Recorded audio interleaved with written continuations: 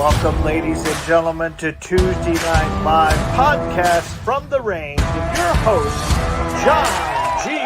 Johnson. A little slow on the hook there. Oh, got a bad reverb here. Sorry about that. How do I sound? Can you hear me? Can you hear me? We're working on setting this stuff up at the range here, and I appreciate you being here. Can you hear me? How you, John? Hey, Howard. How you doing, buddy? How you doing with that storm, man? You know we're near that, right? Everything going good for you, bud? I'm glad you're here, man. Well, we have a good show tonight. We actually, man, I've got a lot of reverb, huh? Does it sound reverby? Does it sound reverby? I know just enough to be dangerous with equipment here, guys. My wife calls me the dumbest smart guy she knows when it comes to this YouTube stuff. Oh, good. Gene Morris, how you doing, Gene? How you doing, sweetheart? I missed you guys. 2 weeks in a row. What the hell's going on? No reverb on our end. Okay, well, that's good. That's good news. That's good news. Well, I don't know if you guys got an opportunity to check the YouTube channel out today, but I got a flyer, man. I've got one that is banging. I don't know. You know, as a YouTuber, I miss you too, Gene. How's Lynn doing, honey? She must be busy or want her paper hanger.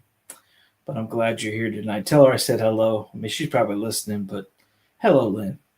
I'm glad you're here, sweetheart. I miss you. So, as a YouTuber, we're always trying to find the next and best video. I did one about 3 weeks ago that's got over 50,000 views. For me, that's big. It's that's what she needs to do, Jean. She needs to work to get you that new pistol you want, sweetheart. That one that's got all the colors on it, the parrot one. That'd be awesome. That would be awesome for you. Match your. We may get blue. My girl Jean here has a deep. Well, it's not deep. It's a baby. It's not baby blue either. She has a blue hair, which she's not old, so don't call her blue hair old lady. But she has it done every 3 or 4 weeks, and it just comes in so blue. It's such a beautiful color. It's, you know what it is? It's almost like a Facebook blue, that bright blue like that. And that's Jean for you. She's a good shooter. She's been one of my students for a long time. She's awesome. Her and Lynn are a couple, and we are so proud of them. They are awesome. It needs it again, Jean. And needs it again. Yeah, Lynn's an attorney and Jean works for her, so it's pretty awesome. They're a team. I should say that. They work together as a good group there, as all couples should, be honest with you. All right, so what I was trying to tell you is I started looking at outlier titles, and this is a little bit YouTube-y here, so let's just stick with me for a second here, but you kind of wonder when you watch these YouTube videos, where do people come up with ideas? And where they come up with ideas is we look through our software at outlier titles. An outlier title is a title and a video that's doing better than your subscriber count.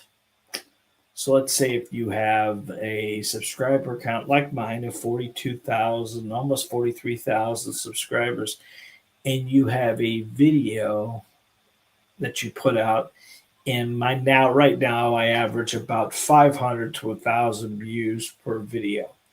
And when someone hops out and goes and makes a real crazy thing, they start counting them as, once they go past 1,000, and you do another video that's got more views than that and more views than that. So they do 10 times, 12 times, 15. And when they get really up there and you're getting more views than you get subscribers, that's considered an outlier title.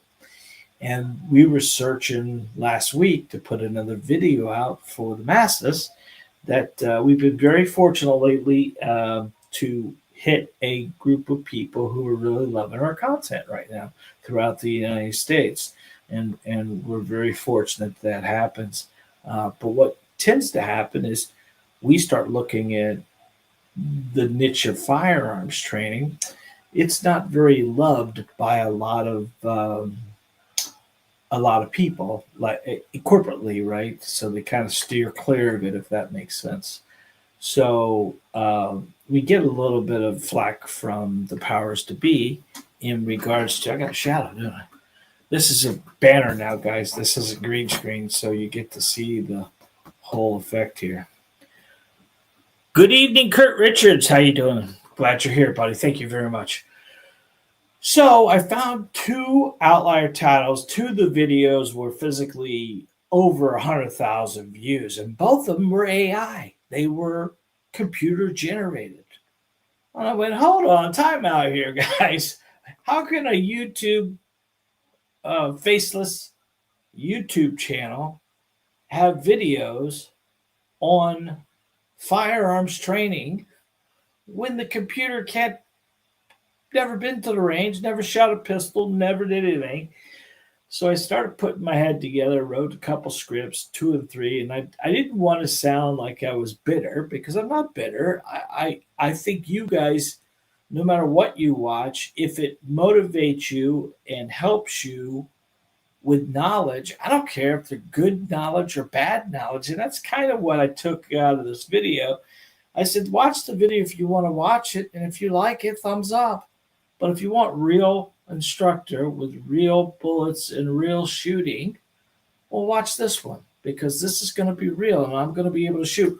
And so the beginning of the video is me shooting 15 rounds into the target and then bringing the target up to the camera and saying, you know what AI can't do? AI can't do that.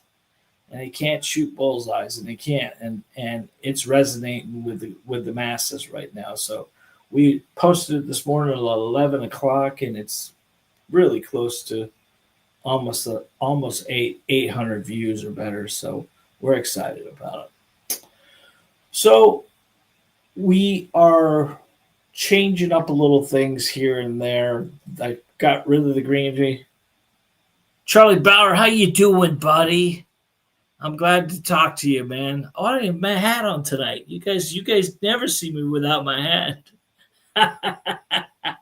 I should go get my hat, but you guys won't even know who this is. But I'm gonna leave it off for now. I got my plugs in. So, Charlie, how you doing? Good to see you, buddy. Good to hear from you. You need to call Jacob. You need to come to the range, pal. We miss you. Come by and see us, man.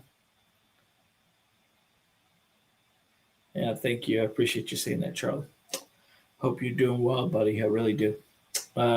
So we put together this outlier title, and it worked out perfectly for us. So we're kind of excited about that, and it's starting to get us more and more views. We have a lot of stuff coming. I just sort of sad news and good news together is I just finished the last handgun training system with the guys that were in it. And it was a sad ending because we went from almost till June or July with the HTS. And now we are going to offer Monday nights. We're going to start the accuracy hour. And it's going to be a drill a week that I'm going to give you. It's going to have a foundation of shooting. Those guys were actually paying the HTS prices. And I felt kind of guilty to give away a target that I was making somebody pay for. And I thought as much as I give away stuff, the books and the firearms training and everything else like that, what is me making a couple dollars from these guys each month compared to just giving away my knowledge and my expertise in this field? And I think that'll come back, to be honest with you. I think it'll come back to me. It has already with what you guys have done to the YouTube channel and other stuff like that. So starting in December, we're going to have Monday nights. It's going to be the accuracy hour.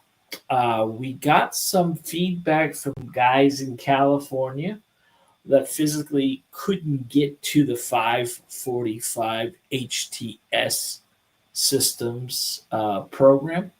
So we're moving that to the 7 o'clock realm as well. We may do 8. We're going to do a preemptive, have you guys let me know which one's going to be best for you. But that's my free night is the Monday night. So look forward to that. That's going to be the HTS system accuracy hour. HTS systems accuracy hour. And it's still going to have the ability to go back and look at all the archive photos. It's going to give you the ability to download the targets. It's going to be the ability for you to take the targets to the range. You're going to still have the ability to upload those for us to review them if you'd like to. And it's going to give you the ability to work with us if you want to. What we're going to do at that point in time is work through some coaching calls that will figure out how I'm going to be compensated for that. But I think the coaching calls could help out. It could give us some feedback that you desperately need, maybe, to make you a better shooter. Thank you, Gene. I appreciate you saying that. So Gene and Lynn did the HTS systems for a while. They did the master class for a while, and they're regular members at our range, and they shoot on a regular basis, and we appreciate them very much for that. And this is the whole idea of this thing. This I don't even know how many I've done of the Tuesday Night Live stuff, but I wanted to put together the accuracy hour. And unfortunately for me, the only time I really have any freedom is later in the evenings because I go to work at 9 a.m. I do training classes to about 1 o'clock every day. Then I work on paperwork or I sell stuff at the store or I am doing some YouTube stuff or whatever the deal is. So I'm running out of time, running out of energy sometimes. But with having the studio, it's a controlled mess in here. I think what we'll do is I may take one of the webcams and kind of just show you around a little bit. I think it would kind of be cool to see the backside of this stuff. Starting with this backdrop, I tried to do the green screen. And the green screen just didn't work the way I wanted it to. And don't say anything, but Miss Johnson told me it wouldn't work. But I had this rack that I got at the gun show many years ago, and I put a green screen on it. And I used the green screen at the office because I didn't want to put up a bunch of stuff and I wanted to leave the green screen up. And that's kind of what I wanted to do in here. And so I ended up getting this backdrop here. And it gave me some bit of a separation, and it doesn't fade out, or when I do my arms or my hands, it kind of does what it needs to do. The camera has a little bit of trouble focusing on it, but it is not physically a green screen itself. And then I have my table and my mics and all that stuff. Let me see if I can just do this real quick, just to kind of show you. I'll turn this monitor around so I can see what the heck I'm doing. And I'll pull this real quick. Okay. So let's get to this other camera real quick. This will help us real fast. Add to the stage. And there we go. All right. I don't know how well you can see this. Oh, that's what it is. This is open. There we go. There we go. All right. So here I am. Let's see if I can get full screen on this one. This will help us out. You can see it a little better. I got a mess here. Just hang tight. All right. Let me go here. And bingo.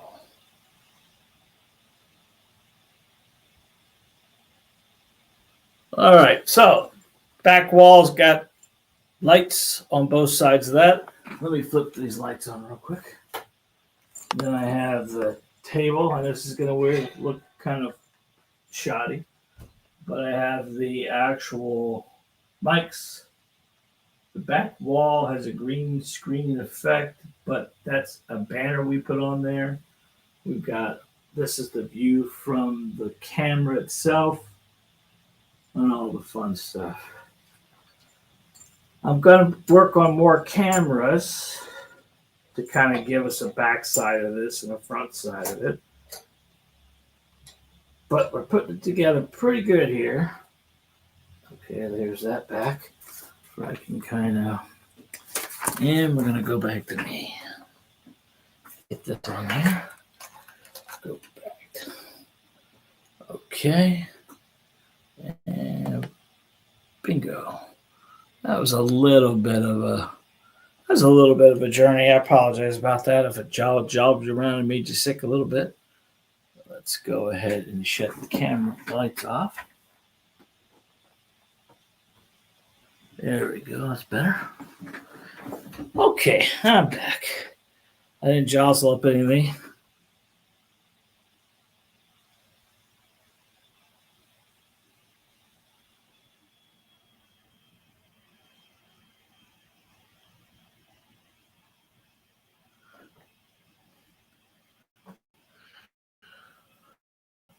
Yeah, there's so much stuff, but I mostly do all my stuff, Charlie, with my iPhone. Get a good iPhone and some good software. I've got a boom mic now, so my volume sounds a little better. I think they'll put up the crappy videos, but the audio's got to be there. That's the one thing that makes a difference. And find out what's in the niche and try to fix it. So that being said, tonight's Tuesday Night Live podcast from the range is Stop Flinching, Stop Missing. And we've been working a lot on accuracy the last couple of weeks. And I think it's important that we kind of understand what is flinching. A lot of people, we say it all the time, you're flinching. But what is it? It is actually your body fighting the recoil of the pistol during and before the shot.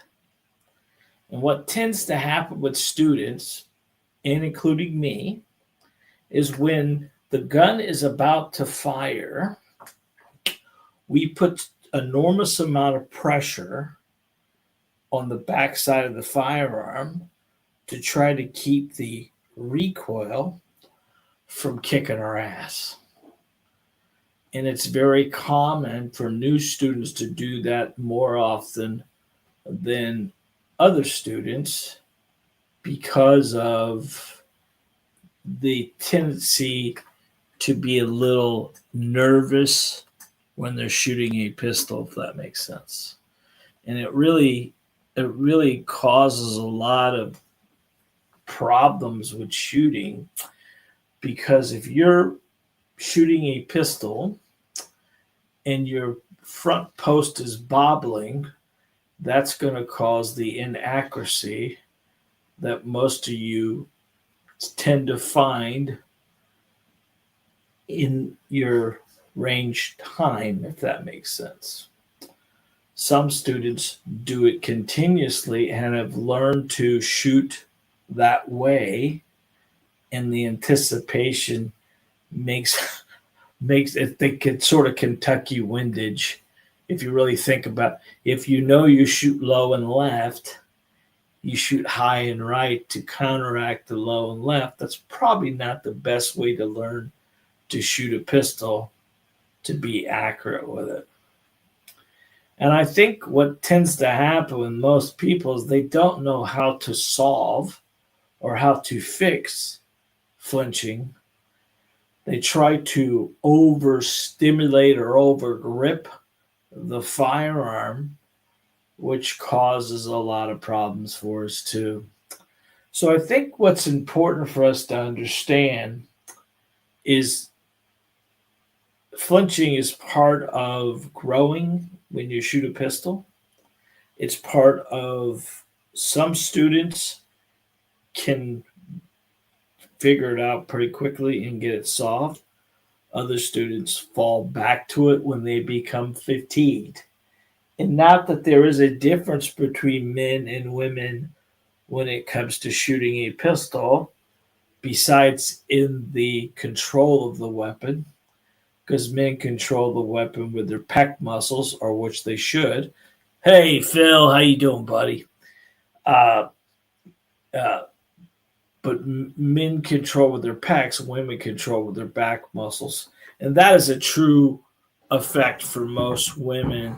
Is if you do that control with your back muscles, you keep that gun pretty level, and when a gun is level, it's going to shoot pretty easily in a level position.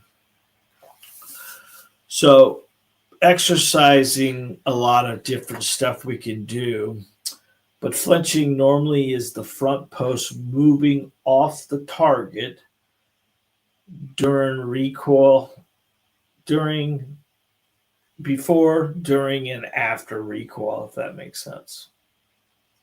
And it's an involuntary reaction to recoil. And basically, what happens is we push or manipulate the firearm in some way that it's going to cause that front post to dip below a certain point, which would cause a lot of inaccuracy. So I think where most of the flinching comes from is a poor grip, a grip that's not the best you can be. There are a lot of crazy grips, but if you fix your grip, I think this starts out some of the manipulation. I'm looking for my yellow dummy gun here, but I don't seem to see it. I don't know what happened to it. But you guys have all seen the grips that we've talked about, and if you haven't, there is a full ebook on grip, as well as I have fully playlist on all of my YouTube channels on grip and stance and everything else like that. So that's kind of something I would recommend you look at. But let's talk about what's a proper grip. And I think that's going to be more important than anything else is when we get the firearm in our hands. Hang on one second, guys. Let me see if I can get that yellow gun. I don't know what the hell happened to it. What is that yellow gun? Yellow gun.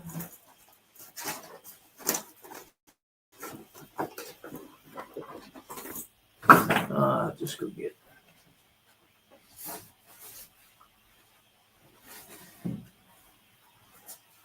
I'm batting 1,000 tonight.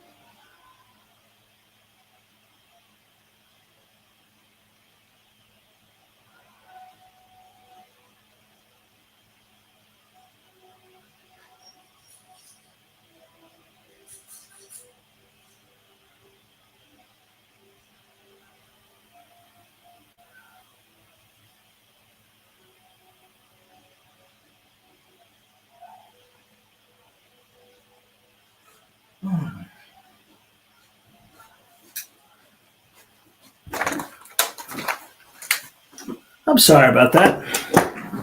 Had to run go get my dummy gun here. It's in my truck. So basically what we want to talk mostly about is getting the proper grip. And the proper grip starts with the gun in your dominant hand, and make sure that you're high on the tang as much as you can. And if you really look at this, now this weapon has been checked multiple times, but if you really look, this area right here is called the tang. And when we go to put our hand on that firearm, we want to make sure that our grip is high on the tang as much as possible. This starts a good grip, because what happens is if you get some gappiness in this scenario, in this right here, you're going to get a little bit of movement, which we don't want. Why we want to be high on the tang as high as we can is because when we go to shoot this pistol, we're not going to get any front muzzle flip. And I'm lifting on the front of this firearm, but if I have some gap here at the tang, it's going to allow it to move. And that's going to be one of the challenges. So let me flip to the other camera real quick and kind of show you this more on a table down effect. Let's see if we can get two of these together. There we go. And put this right here. So what we want more than anything else, guys, let's see if I can get this. It doesn't look so terrible. Move this out of the way. There we go. And this cable. There we go. So what you want is you want to make sure you're high on the tang. So when you go to grab this pistol, you want to be right there. And this kind of shows that full grip. Now this is a Ruger LC9 CS is what it's called, non-safety model. It was the sport model. Now, when you've got that and you got your thumb up, you've got your gap here, then that's when your other hand comes in here just like that. And that shows that 360-degree grip, which helps out dramatically for recoil management. And flinching is part of your problem when you have some recoil management because you're not really controlling the muzzle the best way you can. Our job really in all this stuff is to make sure that front post stays level and does not move when we cut the shot. And if it does move, it comes back down on target during the shot. Now, the two thumbs forward grip that we've talked our face off about is probably the best way to control it. But we see bad grips all the time. And I want to show you a few tonight that maybe one of you are doing that if you try my grip, you'll improve your accuracy right away because you'll improve your control. And when you're controlling the weapon properly, then you're not going to have too many problems with it. So one of the grips that we see a lot of is the tuck thumb.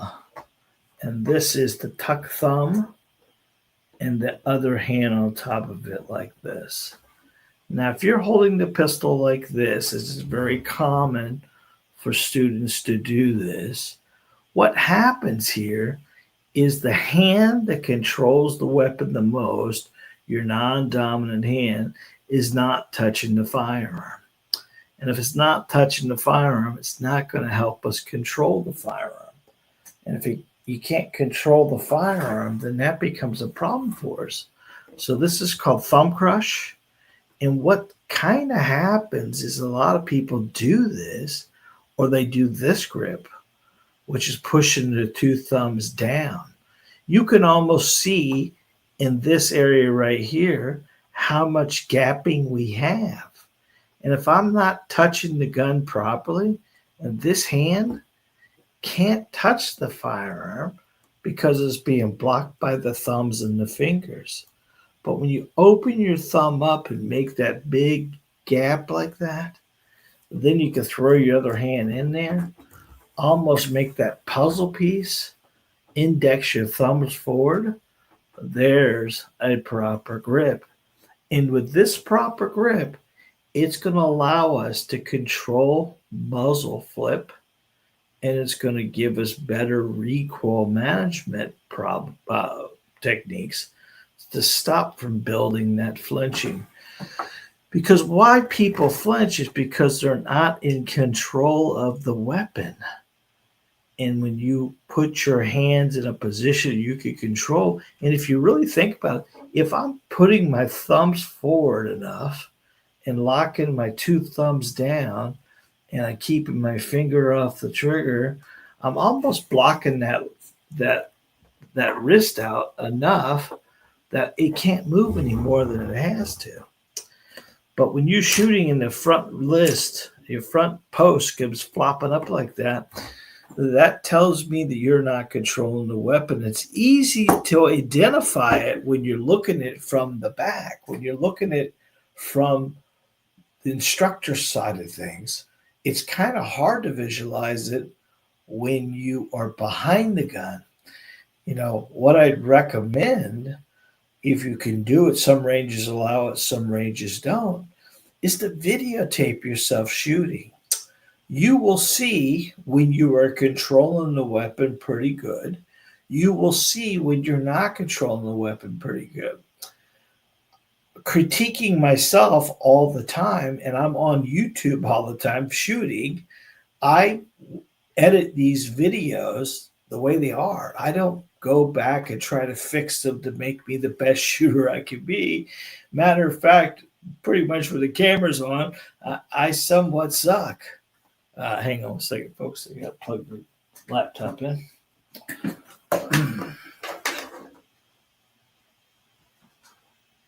Boy, I'm batting 1,000 today. Remember much of anything.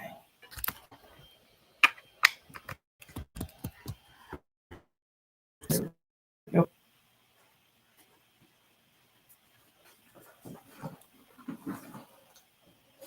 So pretty much, all right. So pretty much when you control the pistol, you control the bullet. When you control the bullet, you control your accuracy. And what tends to happen with flinching is, let me get it back to me.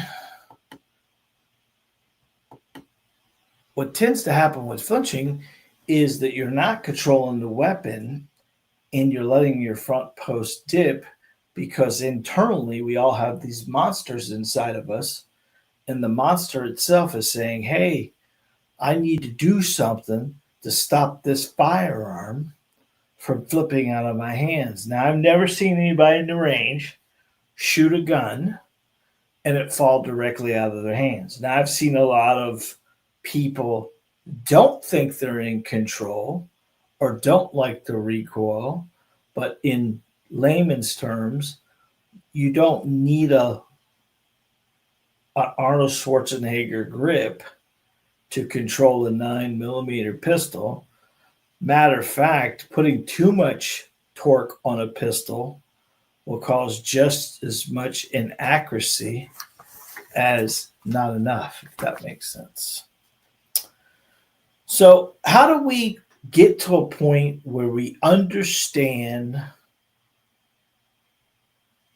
and fix flinching?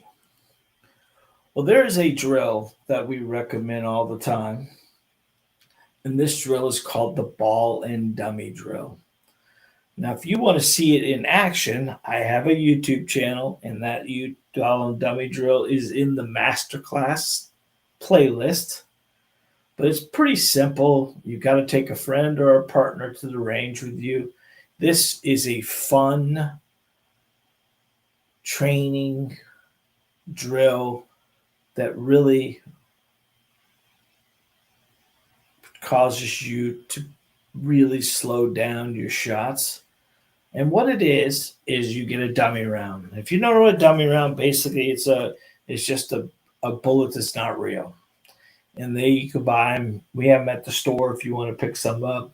But the ball and dummy drill is pretty simple and easy. You have your partner, your friend, your loved one, whatever, load your magazine. Still stick to 5 rounds at a time. But one of the 5 that you're going to put in that weapon is going to be the dummy. It's going to be the dumb round. And basically how this works is you set up the target, 3 yards, 5 yards, whatever you want to do, paper plate, I don't care. And then cut your 5 shots. Now, what you're supposed to do is just cut it normally, like you would. And what we're looking for is manipulation of the front post. And how this normally happens is you shoot your first one, you shoot your second one, you shoot your third one, and now the fourth one is a dummy round, and it's not going to fire.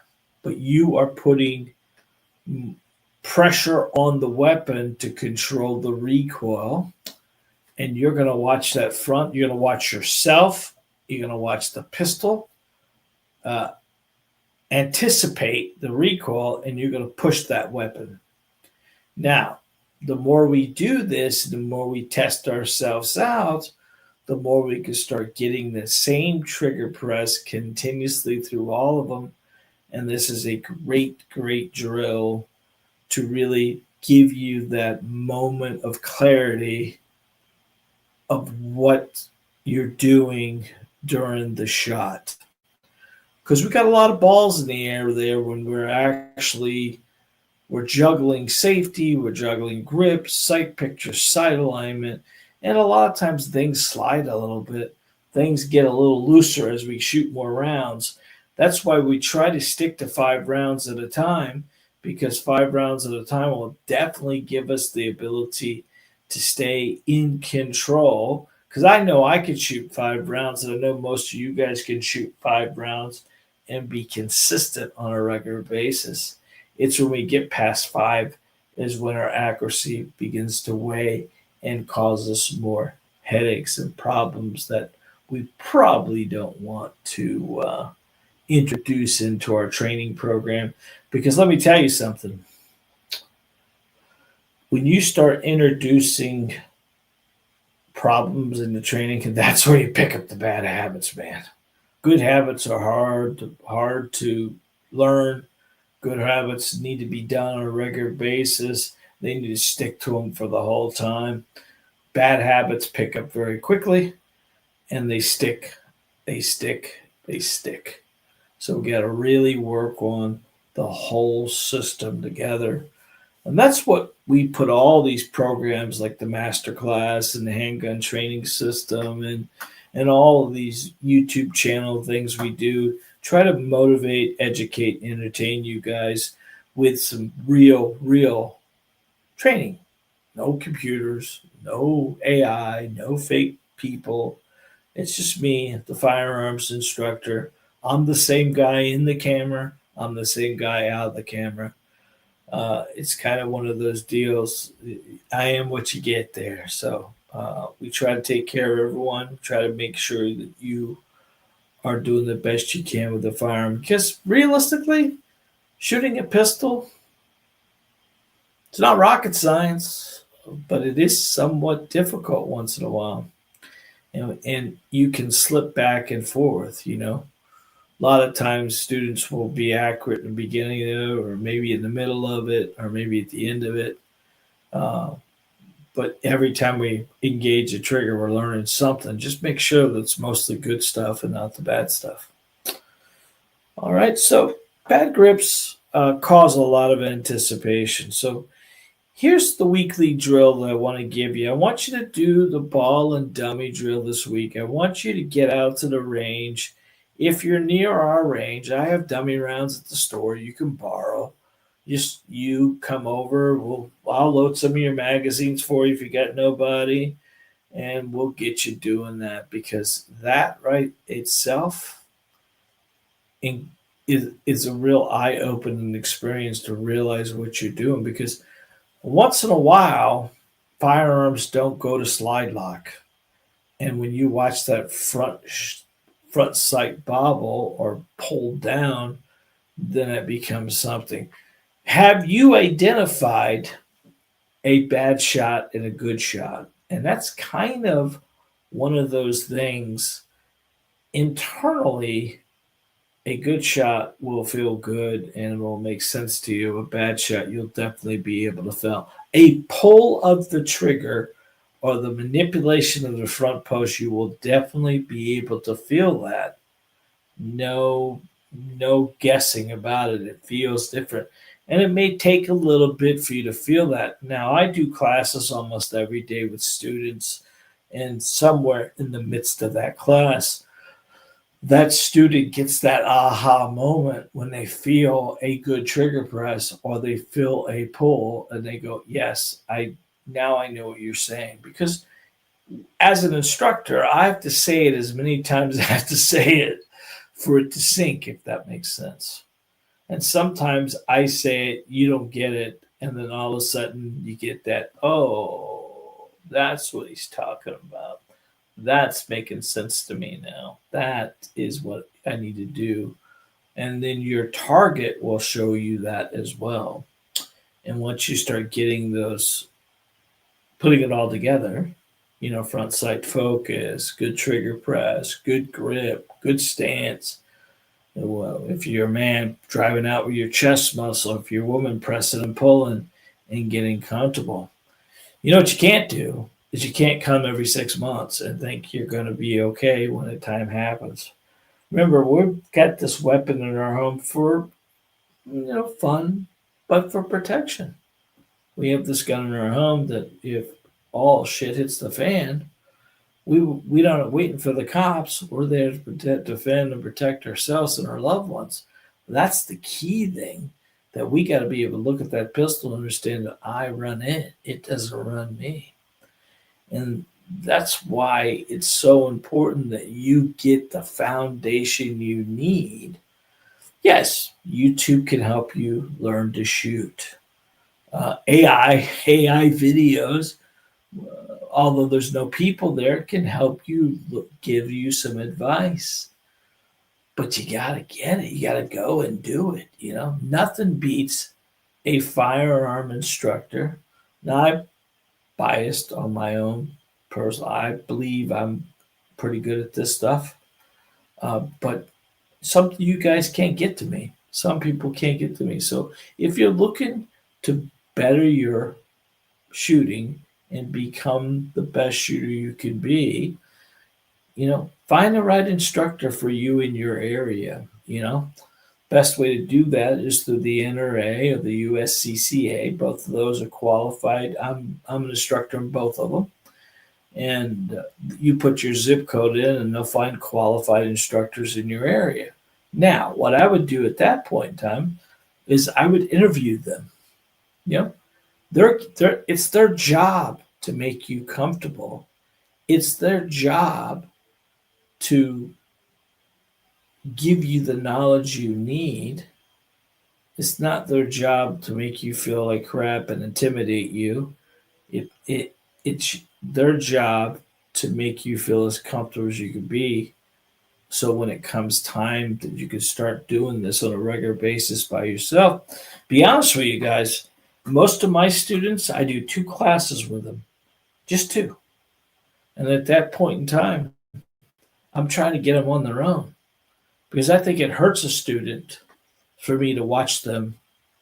That I have to cut the umbilical cord. Now, are there some students that may need a 3rd class and a 4th class? Yeah, and we discussed that, and we're very frank about it. You know what I mean?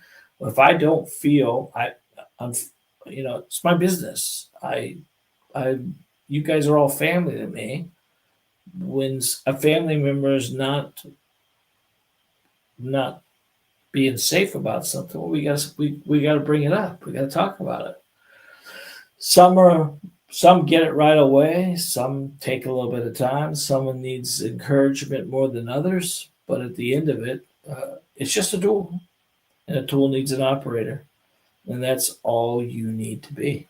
Is the best operator you can with a firearm.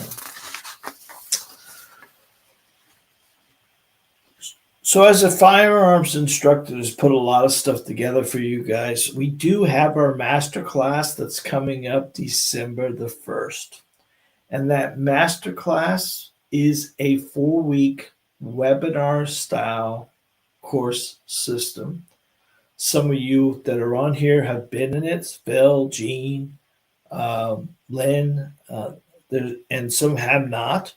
This is a great foundational training course. Each week, we give you a drill to work on. We give you the foundation. We give you why the foundation is important. You get a PDF and a PowerPoint presentation of the week's drill. You go to the range. You shoot your target. you take a picture of it, you send it in for evaluation to me, and then within 4 weeks, you are going to have the full foundation of shooting. Now, that class is set up. You get 4 PowerPoint presentations for 4 weeks with 4 targets. You get we're putting an ebook together for you, and anybody who signs up in the month of November is going to get a 15-minute free consultation with me, which is a $75 value. So technically, in the master class itself, I'm actually paying you to take this course if you get in it before. Now the link's in the description below. It gets you signed up. I would love to help anybody who needs my services. Now the cool thing about people who are local to our area, when you sign up for the master class and come do your homework with us, we do not charge you range time. So someone who's new to our area we're at $35 for 2 people for 1 hour. So you get your homework is done. And while you're at the store, when you're back there doing your homework, we're going to come back and give you a few pointers if I'm not busy up front there. But definitely is something that will benefit you and make you a better shooter. Well, John, I live in Boston. I live in Washington State. Guys, we've done this coast to coast many times. We've done this many times coast to coast. You do not have to be in my store to learn your valuable lessons to make you the best shooter you can be. I had the very first class we had Washington State to Boston, Massachusetts, and everywhere in between, and we were able to service everybody and get them comfortable in shooting better than they ever had before. And we've added a few little tweaks to it. Tweaks.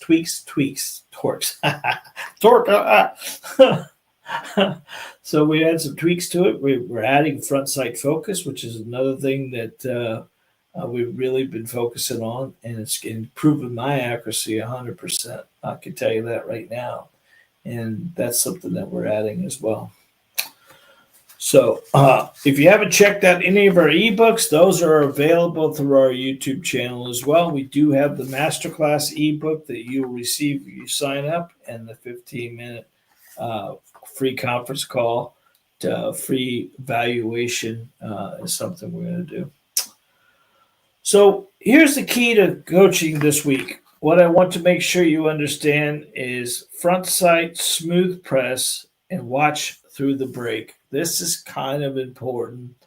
When you're running that pistol, I want you to make sure that you're paying real close attention to your front sight more than anything else at this point in time. And I've taught many you guys the 6 o'clock hold, which is something that we still do, but I believe I was teaching more people in regards to focusing on the target or giving a consistent point of aim, which I really wasn't. My own personal self was getting consistent point of aim, 6 o'clock hold, but front sight focus was something that was secondary to me.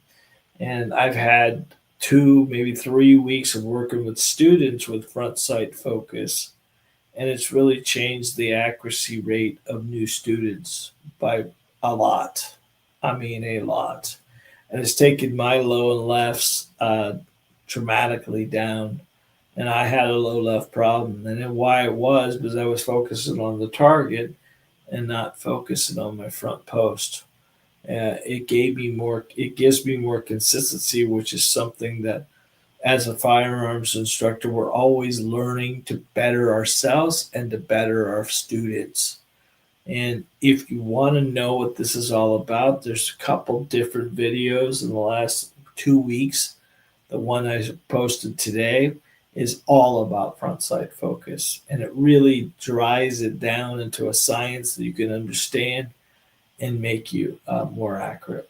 And it gives you that explanation and how to do it. It's pretty simple, guys. Instead of focusing on the three dots, two in the back, one in the front. We're going to be focusing on that front dot.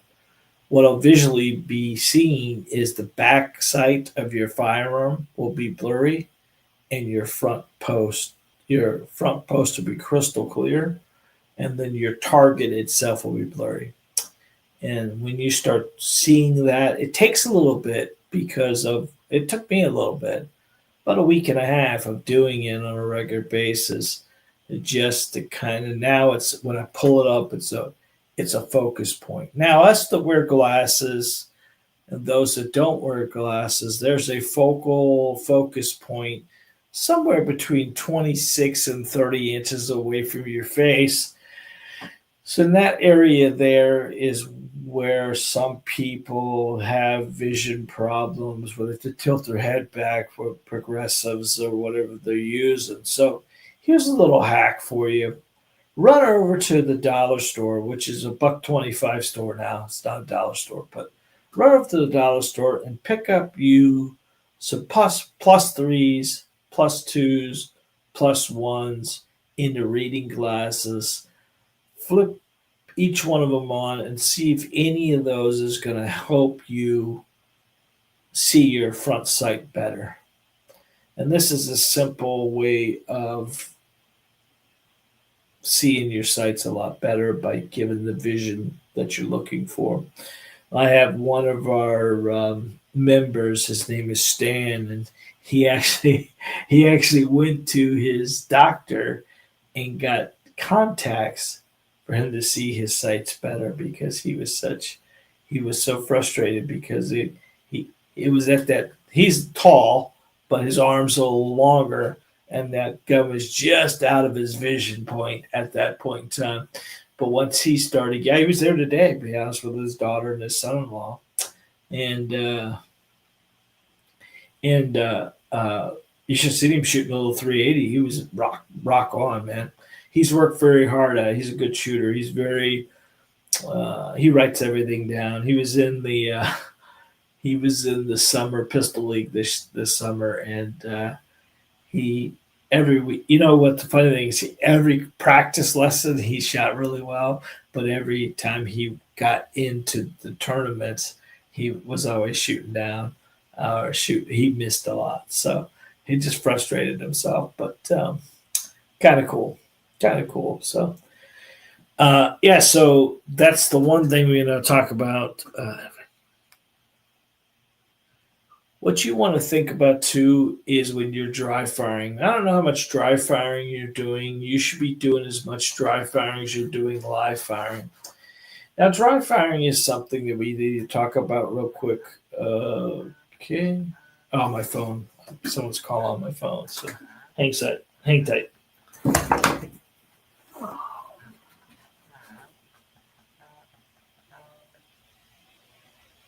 All right.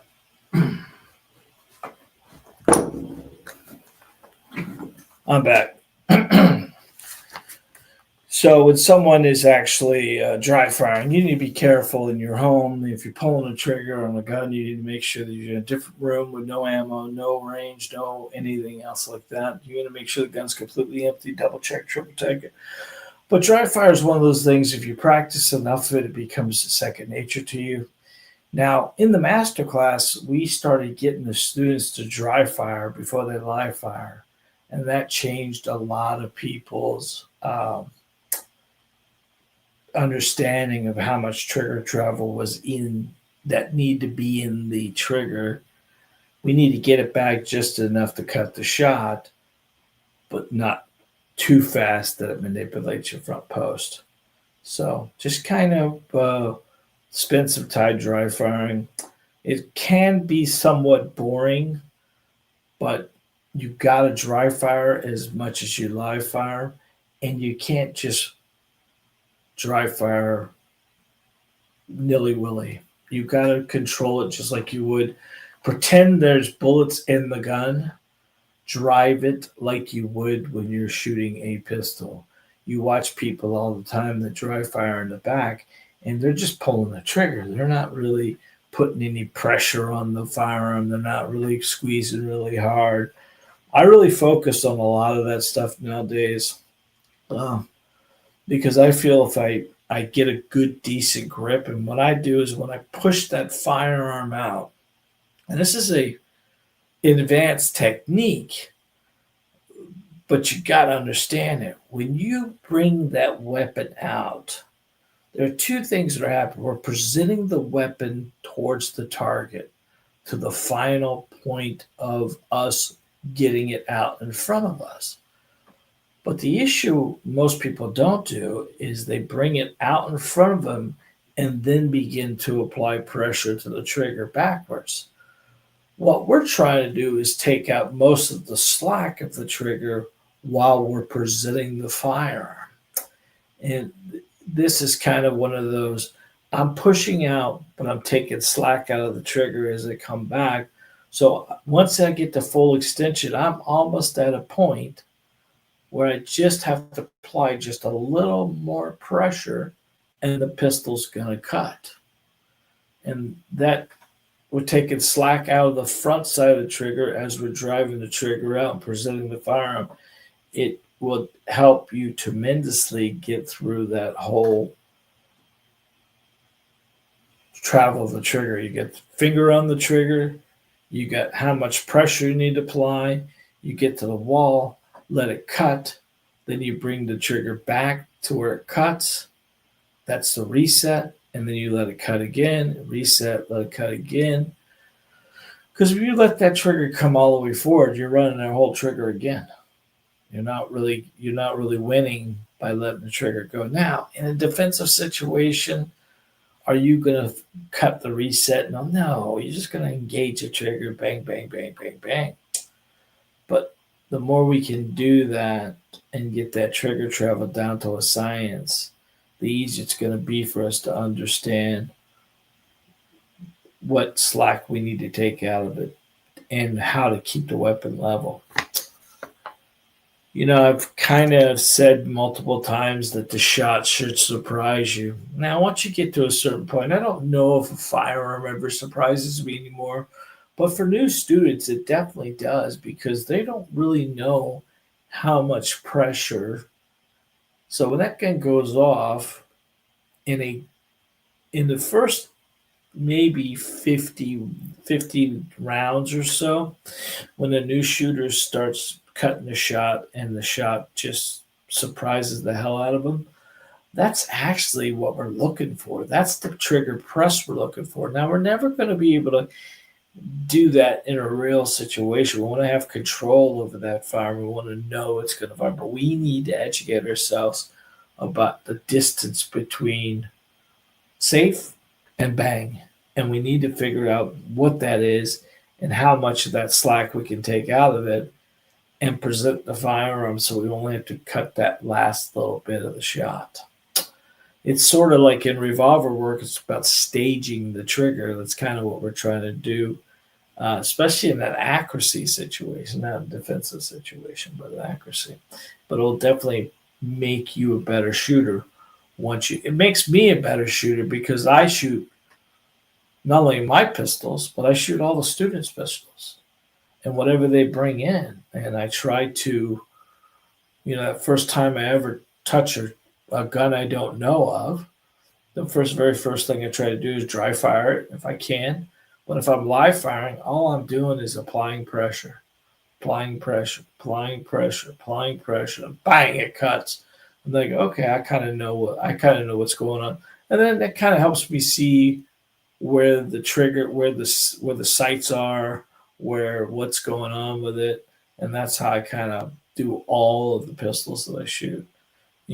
Again, don't claim to be a marksman, don't claim to be, but I'm a pretty good shooter, and I can hit the paper plate at any distance.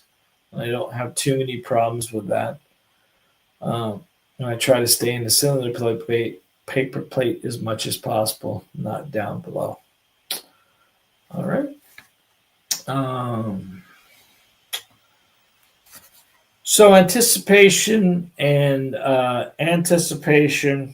and muzzle flip causes a lot of flinching. If you can solve the flinching, you can solve your accuracy. We had a good crowd tonight. Thank you very much for people being here. We appreciate it very much. Oh, one last thing. I actually have come up with another little bit of a deal. We're doing I think it's going to be a Thursday night pod thing, and uh, it's 10 for 10 is what it's called. It's 10 magazines and 10 questions. And we're looking for people who want to get into it.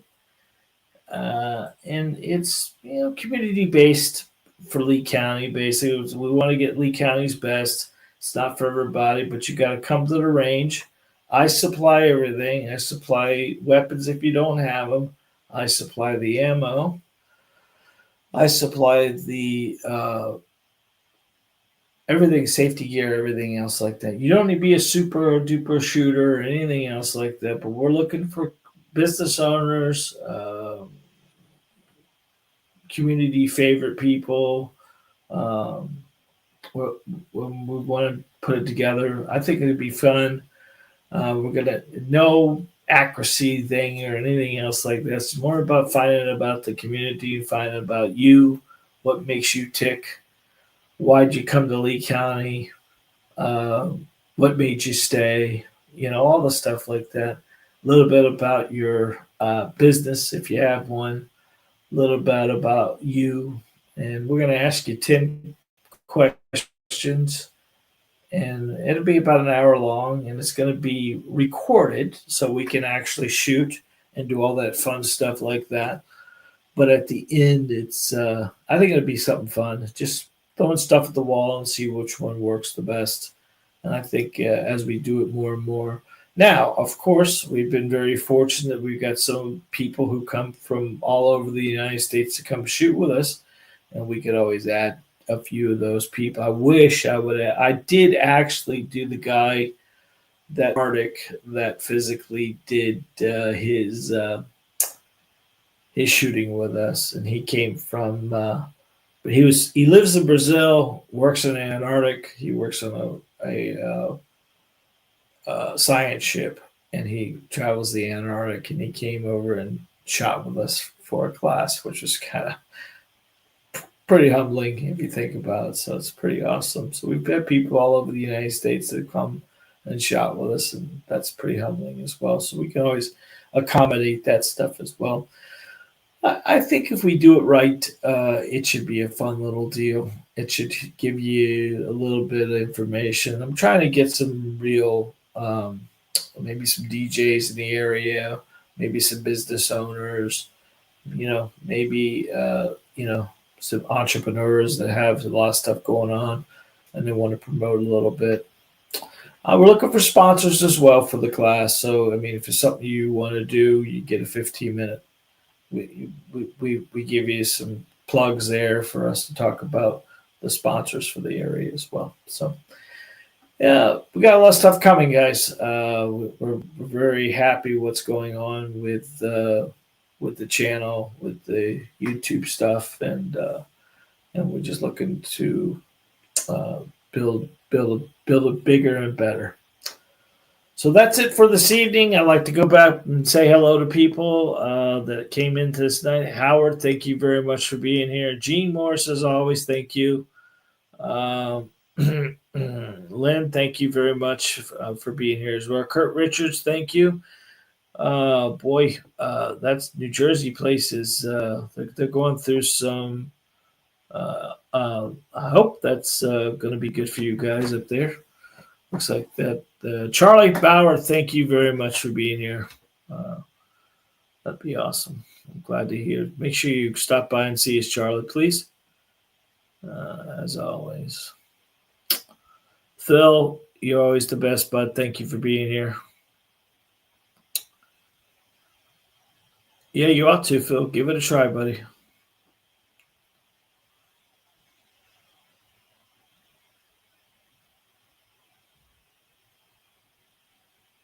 Did you contact help?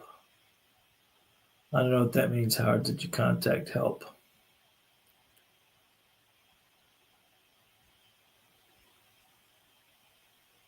Oh, did the contact help? Yeah, it helped him tremendously. Wasn't mine.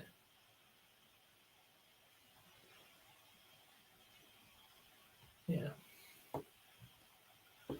All right, guys. Well, that's been an hour. Thank you very much for being here this evening. I hope you have a great holiday, Halloween.